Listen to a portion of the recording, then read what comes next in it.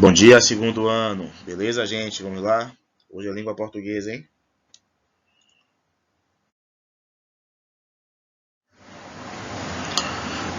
O que temos para hoje? Temos o finalzinho desse assunto. Outros termos de oração, integrantes e acessórios. Então, foi um assunto que foi dividido em 3 etapas. Começa na página 29. Vimos complemento nominal, objeto direto, objeto indireto, adjunto adnominal, adjunto adverbial. E hoje veremos o que resta desses outros termos da oração, que são os integrantes e os acessórios, aqueles que complementam os principais, tá bom?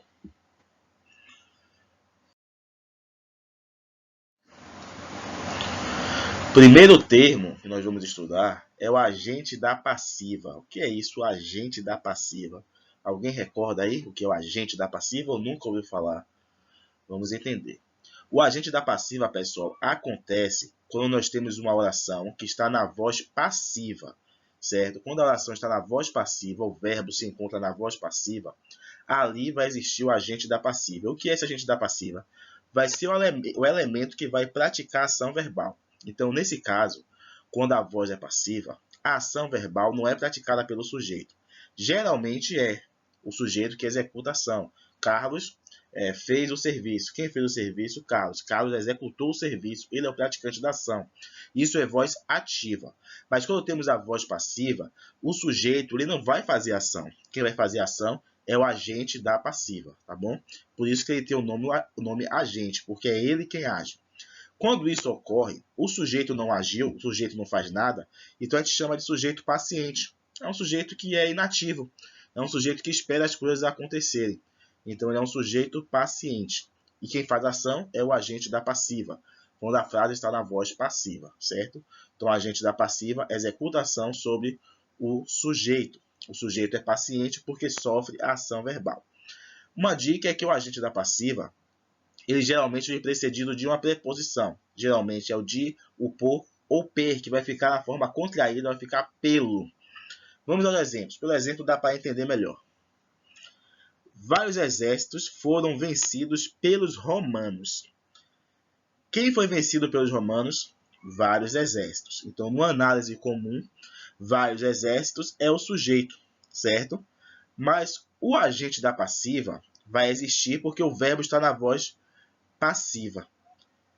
Vários exércitos é sujeito paciente, porque ele não age, certo? Ele não age. Quem é que age? Quem age é pelos romanos.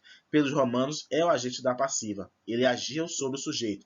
Vários exércitos foram vencidos pelos romanos. Então, os romanos executaram a ação de vencer sobre os vários exércitos. Então, nessa frase, o sujeito ele é paciente, ele não age, ele ficou parado, e o agente da passiva, que é pelos romanos, é que age sobre ele. Então, o agente da passiva é o termo que age sobre o sujeito, na voz passiva.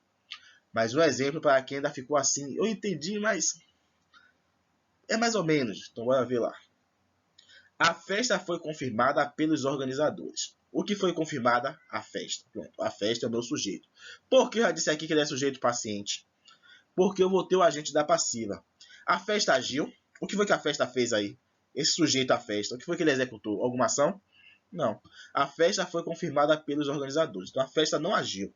É sujeito, beleza, mas não agiu. Então é sujeito paciente. Quem é que age sobre a festa? Os organizadores. A festa foi confirmada pelos organizadores. Os organizadores é que cometem o ato de confirmar a festa. Então, quem age nessa oração aqui, quem executa a ação, quem age é pelos organizadores. Então, pelos organizadores é o agente da passiva. Note que nos dois exemplos nós temos aqui o que eu falei com você, ó, aquela forma contraída da preposição per, se junta e fica pelos. Então, aqui eu tenho esse indicativo de onde se inicia o agente da passiva.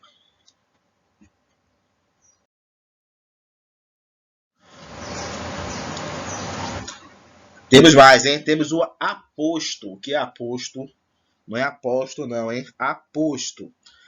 É o termo ou expressão de caráter individualizador, ou de esclarecimento, ou de explicação, certo? Que busca caracterizar alguma coisa e que acompanha o elemento da oração, qualquer que seja a função deste. Dica preciosa.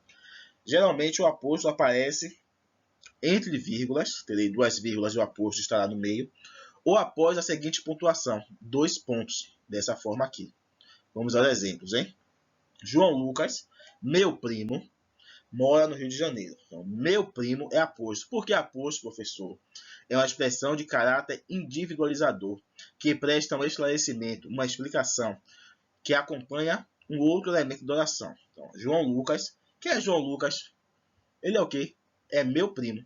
Então, estou esclarecendo, explicando algo sobre João Lucas. Aí vem o restante, que mora no Rio de Janeiro.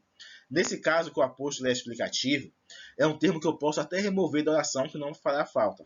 Leiam seu apóstolo aí. Ficaria o quê? João Lucas mora no Rio de Janeiro. Então, a informação foi passada. Agora, o meu primo é o apóstolo que é inserido para explicar algo sobre João Lucas. Note agora o apóstolo quando ele é enumerador, quando ele explica, ele apresenta uma sequência, uma lista. Eis os 3 meliantes, Juan, Leonardo e Tiago. Então aqui eu tenho uma marcação dos 2 pontos, que indica o início do meu apóstolo, certo? Nesse caso está esclarecendo quem são os 3 meliantes. Aqui também eu tenho as 2 vírgulas, ó, como eu falei. Então a forma de identificar também o apóstolo.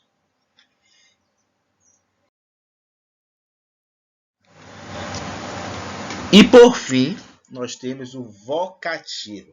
O vocativo, pessoal, é uma expressão de natureza exclamativa. Que tem, mas não, que tem a função de invocar ou de destacar alguém ou um ente personificado. Então, aposto é a pessoa com quem eu estou falando, com quem eu quero chamar a atenção. Algo exclamativo, quero invocar, que a pessoa tenha atenção ao que eu estou falando, a quem eu estou me dirigindo a palavra. Nesse caso, no primeiro exemplo, eu falo, ei, amigo, espere por mim. É meu interlocutor. Com quem é que eu estou falando? Amigo. Então, meu amigo aqui é o vocativo. É a pessoa com quem eu estou me dirigindo a palavra. O alguém. Carlos, saia da sala. Falei com quem? Carlos. Carlos é o vocativo. É a pessoa que eu estou chamando a atenção. É a pessoa que eu estou invocando. Totó, pare de latir. Ué, Totó é o cachorro. Então, para ser vocativo, não precisa ser uma pessoa. Qualquer ente personificado ou animal, ou pode ser um amigo imaginário, pode ser um fantasma. Se eu estou dirigindo a palavra, se eu chamo a atenção dessa pessoa, se eu destaco ela para que eu possa emitir um comunicado, passar uma informação, ali é o meu vocativo, certo? Pode ser uma pessoa específica ou pode ser pessoa coletiva. Se eu chegar na sala e falar, alunos, tenham atenção. Naquele caso, o vocativo são os alunos, a pessoa com quem eu estou chamando a atenção para o meu comunicado.